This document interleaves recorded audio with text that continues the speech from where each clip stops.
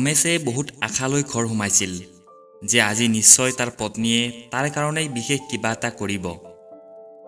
কিন্তু সি ঘৰ সোমোৱাৰ লগে লগে তাৰ পত্নীৰ মুখখন দেখি বিচলিত হৈ পৰিল। আজিও সেই একেই হুলস্থুল। ইয়াতকৈ মই মোৰ লগৰ কেইজনৰ লগত বহি থাকিলেই ভাল আছিলে, ৰমেশে মনে মনে ভাবিলে। আচলতে জীৱনৰ 50টা বছৰ পাৰ কৰাৰ পিছত ৰমেশৰ লাহে লাহে তাৰ পত্নীৰ প্ৰতি মন নোহোৱা হৈ গৈছিল। ৰমেশে সদায় বহুত সাধাৰণভাৱে জীৱন যাপন কৰিছিল। তাৰ কোনো ধৰণৰ বেয়া অভ্যাস নাছিলে। তেওঁ না মদ খাইছিলে, না কোনো বেলেগ নিচা কৰিছিলে, আৰু না তেওঁৰ কোনো বেলেগ মহিলাৰ প্ৰতি দুৰ্বলতা আছিলে। সি মাত্ৰ তাৰ পৰিয়ালৰ কাৰণে সকলো কৰিব বিচাৰিছিলে। আৰু এইবিলাকতে জীৱনৰ 50টা বছৰ পাৰ হৈ গ'ল। কিন্তু এতিয়া এই বয়সত আহি তাৰ মনটো খেলিমেলি হৈ গৈছিলে। এদিন সি তাৰ বন্ধুসকলৰ লগত বহি কথা পাতি আছিলে। সকলোৱে এই বয়সলৈকে হোৱা অনুভৱৰ কথা কৈ আছিলে যে এতিয়ালৈকেতো সকলোৱে ইমান নানা ঘাত প্ৰতিঘাতৰ মাজেৰে পাৰ হৈ আহিলোঁ। ঘৰ গৃহস্থী, ল'ৰা ছোৱালী সকলো ঠিকমতে কৰিলোঁ। কিন্তু এতিয়াও সন্তুষ্ট হোৱাৰ পৰিৱৰ্তে জীৱনটোত কিয় কিবা বস্তুৰ অভাৱ যেন লাগি আছে। সকলো বন্ধুৱে নিজৰ নিজৰ মত ৰাখিলে, কিন্তু কোনেও তাৰ সঠিক উত্তৰ দিব নোৱাৰিলে। এই কথাৰ মাজতে ৰমেশৰ তাৰ অতীতৰ কথা মনত পৰি গ'ল। তাৰ শৈশৱ গাঁৱতে অতিবাহিত হৈছিল, য'ত মাটি সম্পত্তি আছিলে কিন্তু টকা পইচা কম আছিলে। সেয়ে সৰুৰে পৰা তাক মাক দেউতাকে কষ্ট কৰিবলৈ শিকাইছিল, কাৰণ তেওঁলোকে নিজেও বহুত কষ্ট কৰিছিল। পঢ়িবলৈ চৰকাৰী স্কুললৈ পঠিওৱা হৈছিল, কিন্তু ভৱিষ্যতৰ বাবে বেছি সজাগতা নাছিলে। গমেই নাপাইছিল কেতিয়া খেল ধেমালিৰ মাজেৰে শৈশৱ পাৰ হৈ গৈছিল আৰু কম বয়সতে বিয়া হৈ গৈছিল। ৰমেশৰ বিয়াও 20 বছৰ বয়সতে হৈ গৈছিল। তাৰ পত্নী তাতকৈ 1 বছৰহে সৰু আছিলে। বিয়াৰ পিছত ৰমেশ গাঁৱৰ পৰা অকলেই চহৰলৈ আহিছিল, কাৰণ সি বেলেগতকৈ অলপ বেলেগ আছিলে। সি সেই টনা আজোৰাৰ জীৱন তাৰ পত্নী আৰু হ'বলগীয়া সন্তানক দিব বিচৰা নাছিলে। তেতিয়া তেওঁ সপ্তাহত 2 বাৰ নিজৰ পত্নী আৰু মাক দেউতাকক লগ কৰিবলৈ গাঁৱলৈ গৈছিল, কাৰণ চহৰৰ পৰা তাৰ গাঁৱৰ দূৰত্ব মাত্ৰ 1 ঘণ্টাৰহে আছিলে। চহৰলৈ আহি সি এখন সৰু কাপোৰৰ দোকান দিছিলে আৰু এটা সৰু ৰুম ভাড়ালৈ লৈছিলে। তাৰ দেউতাকে তাৰ চহৰলৈ যোৱা সিদ্ধান্তটোত একমত নাছিলে। সেইকাৰণে তেওঁ ৰমেশক বেছি সহায় নকৰিলে। সেয়ে তেওঁ অকলেই বহুত সংঘৰ্ষ কৰিছিল। এবছৰৰ বহুত সংঘৰ্ষৰ পিছত তেওঁ অলপ ভালকৈ সংস্থাপিত হ'ল। তেতিয়া তেওঁ নিজৰ পত্নীকো চহৰলৈ লৈ আহিলে। তাৰ টকা উপাৰ্জন কৰাৰ বহুত হাবিয়াস আছিলে, আৰু সেয়ে সি দেহে মনে কষ্ট কৰিলে আৰু সি বহুতখিনি সফলো হ'ল। এতিয়া তাৰ কাম বহুত ভাল চলিলে, কিন্তু তাৰ জীৱন গাধ শ্ৰমিকৰ দৰে হৈ পৰিল। ডাঙৰ চহৰত কাপোৰ কিনা, তাৰপিছত সেই কাপোৰবিলাক নিজৰ চহৰলৈ অনা আৰু বিক্ৰী কৰা, ৰাতিপুৱা উঠিয়েই সকলো কাম দৌৰাদৌৰিকৈ কৰা আৰু দোকানলৈ ওলাই যোৱা, দিনভৰ কাম কৰা আৰু ৰাতি আহাৰ খাই শুই যোৱা। এইটোৱে তাৰ জীৱনৰ দৈনন্দিনৰ তালিকা হৈ পৰিছিল। চাওঁতে চাওঁতে সকলোবিলাক ঠিক হৈ গ'ল। 2টা সন্তান জন্ম হ'ল, নিজৰ ঘৰ মাটি হ'ল, আৰু 45 বছৰ বয়সলৈকে সি 2খন দোকানো কিনি ল'লে।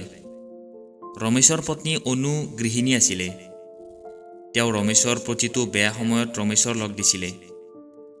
যেতিয়া পইচা কম আছিলে আৰু বহুত কষ্টৰ দিন আছিলে, তেতিয়াও তেওঁ সকলো ব্যৱস্থা ধুনীয়াকৈ কৰিছিলে। কিন্তু দুখৰ কথা এইটোৱে যে এতিয়া যেতিয়া পইচা আহি গৈছিল, তেতিয়াও অনু আগৰ দৰেই হৈ থাকিল। তেওঁৰ আচৰণৰ পৰা গৰীবতা ঘৰৰ পৰা যোৱা নাছিলে। যেতিয়া বেয়া সময় আছিলে, তেতিয়া তেওঁ এটা পইচা বচাই ৰাখিছিলে। কিন্তু আজি যেতিয়া ৰমেশে ইমান কষ্ট কৰি ইমান পইচা উপাৰ্জন কৰিছিলে, তেতিয়াও অনুৱে এটা টকা বচাই ৰাখিছিলে।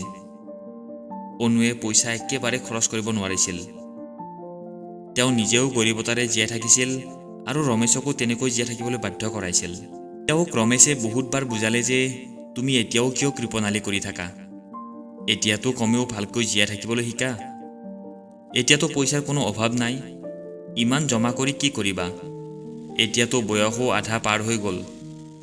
এজনী কাম কৰা মহিলা ৰাখি লোৱা, ভাল কাপোৰ পিন্ধা, ভাল খাদ্য বনোৱা। কিন্তু নাই, অনু এটা পইচা সাঁচি নিজৰ সন্তানৰ কাৰণে জমা কৰিব বিচাৰিছিল। বৰঞ্চ ৰমেশে সন্তানৰ কাৰণে আগতে সকলো কৰি ৰাখিছিল। অনুক দেখি কোনেও নকয় যে তেওঁলোকৰ এতিয়া ইমান পইচা হৈ যোৱা বুলি। তেওঁক দেখি সকলোৰে এনেকুৱা লাগিছিল যেন তেওঁলোক বহুত দুখীয়া। ৰমেশে প্ৰায়েই এইটোৱে ভাবিছিলে যে যেতিয়া পইচা নাছিলে তেতিয়া গৰীবতা আছিলে, আৰু এতিয়া পইচা আছে তাৰ পিছতো সেই একে অৱস্থা। জীৱনশৈলীত কোনো ধৰণৰ পাৰ্থক্যই নাই। বহুত বছৰ হৈ গৈছিলে ৰমেশে তাৰ পত্নীক বুজাই বুজাই। তাৰোপৰি ঘৰলৈ অহা সম্পৰ্কীয় কিছুমান লোকেও অনুক বুজাইছিলে যে অনু, এতিয়াতো ভালকৈ থাকিবলৈ শিকা। কিন্তু তেওঁ বহুত জেদী আছিলে, কাৰো কথাই নুশুনিছিল, আৰু বেছি পইচা থকা কাৰণে তেওঁ অলপ অহংকাৰী হৈ গৈছিল। তেওঁ বহুত খিংখিঙীয়া হৈ গৈছিল, কাৰণ এতিয়া তেওঁৰ শৰীৰ আগতকৈ দুৰ্বল হৈ গৈছিল। তথাপিও তেওঁ ঘৰৰ কাম অকলেই কৰিছিল, আৰু কোনো কাম কৰা মহিলা ৰখা নাছিলে। এতিয়া ঘৰত সকলো সময়তে অশান্তিৰ পৰিৱেশ এটা হৈ থাকিছিল।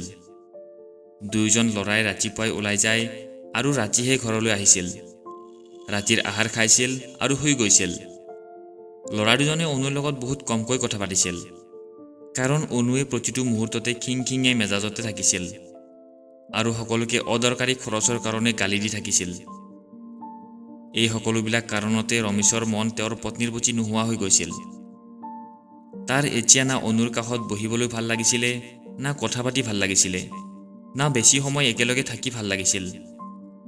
কিন্তু এই আধা বয়সত তেওঁ এতিয়া কাৰ ওচৰত গৈ সহায় বিচাৰিব? সেইকাৰণে অনুক সহ্য কৰিবলৈ তেওঁ বাধ্য হৈ পৰিল। কিন্তু আজি ৰমেশৰ জন্মদিন আছিলে।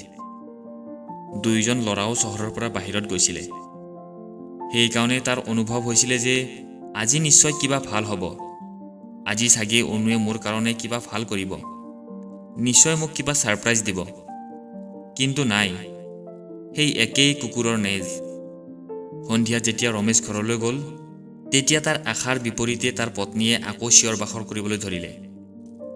জন্মদিনৰ নামত অনুৱে মাত্ৰ এইটোৱে ক'লে যে ল'ৰা দুজনো বাহিৰলৈ গৈছে, সেয়ে বেছি কিবা কিবি বনাই এনেই কিয় খৰচা কৰিব লাগে, সেয়ে মই খিচিৰি বনাই থৈছোঁ। তাৰ পিছত আৰু কি, ৰমেশৰ পূৰা মনটোৱে বেয়া হৈ গ'ল। সি ভাবিলে যে ঘৰত অহাতকৈ মই লগৰকেইজনৰ লগত টাইম পাছ কৰিলে বেছি ভাল আছিলে। কমেও জন্মদিনৰ দিনাতো নিজৰ পত্নীৰ এনেকুৱা ৰূপ দেখিবলগীয়া নহ'লহেঁতেন। আজি ৰমেশৰ মুখৰ পৰা ওলাই গ'ল যে কিমান অভদ্ৰ পত্নী তুমি, মই তোমাৰ পৰা একেবাৰে সন্তুষ্ট নহয়। কেতিয়াবা কেতিয়াবা এনেকুৱা লাগে যে জীৱনভৰ কৰা কষ্ট মোৰ অথলে গ'ল। আৰু ইমানখিনি কৈ ৰমেশ ঘৰৰ পৰা অকলে বাহিৰলৈ গুচি গ'ল। আচলতে বয়সৰ এইটো ক্ষণত যিকোনো মানুহেই শান্তি বিচাৰে, আৰু যদি অনুৰ দৰে পত্নী থাকে তেতিয়া মানুহজনে বাহিৰত শান্তি বিচাৰিবলৈ ধৰে, কাৰণ সকলো সময়তে অশান্তি কোনেও পচন্দ নকৰে। এইটো সত্য নহয় যে সকলো সময়তে মানুহজনৰে ভুল হ'ব। বহুতবাৰ পত্নীৰ ভুলৰ কাৰণতে তেওঁলোকৰ জীৱন অশান্তিকৰ আৰু ৰংহীন হৈ পৰে। বন্ধু বান্ধৱীসকল, কাহিনীটো কেনেকুৱা পালে কমেণ্ট কৰি জনাব। ভাল লাগিলে লাইক কৰি সকলোকে শ্বেয়াৰ কৰিব, আৰু চেনেলটো প্লিজ ছাবস্ক্ৰাইব কৰি দিব। ধন্যবাদ।